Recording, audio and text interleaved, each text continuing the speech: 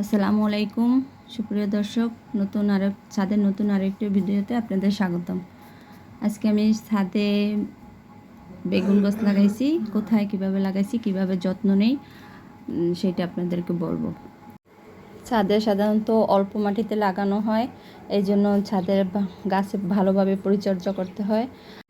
মাটির সাথে সবজি মানে কিচেন ওয়েস্ট, তারপর কিছু পরিমাণ বালু, তারপর আমার সার করা আছে, আমি সেই সার আপনাদের পরে দেখাবো। সেই সার মিক্স করে এবং ডিমের খোসাগুলো আমি রোদ্রে শুকিয়ে ভালো করে ধুয়ে রোদ্রে শুকিয়ে গুঁড়া করে সেগুলো আমি আমার বেগুন গাছে ভালো করে দিয়ে দেই। এই জন্য আমার গাছের বেগুন খুব ভালো হয়।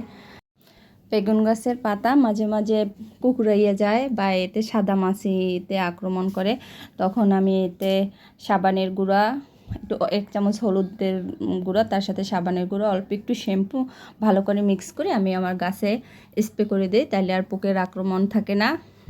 আমি আমার সব যত্ন করি, আমার ঘরের যা কিছু আছে সেগুলো দিয়ে আমি ট্রিটমেন্ট করি বা যত্ন করি আমার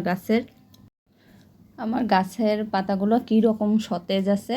আমি গাছের যখন বেশি পাতা হয় গোড়ার দিকের পাতাগুলো আমি সাইডে ফেলাইয়ে দেই, এই জন্য আমার উপরের পাতাগুলো খুব খাবার পায়, সতেজ থাকে। আমি কোনো কিছু ফেলাই দিই না। আমার একটা কলসি ছিদ্র হয়ে গেছে, সেই কলসিটার ভিতরেও আমি বেগুন গাছ লাগাইছি।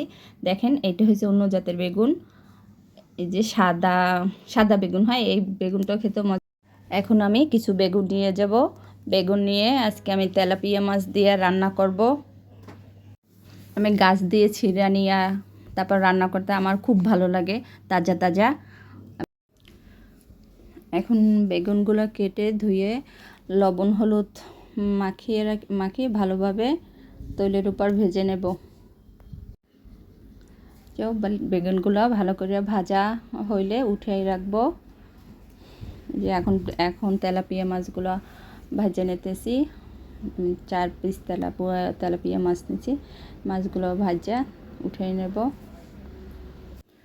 মাছ ভাজা তেলটাই আমি দিয়ে দিয়েছি।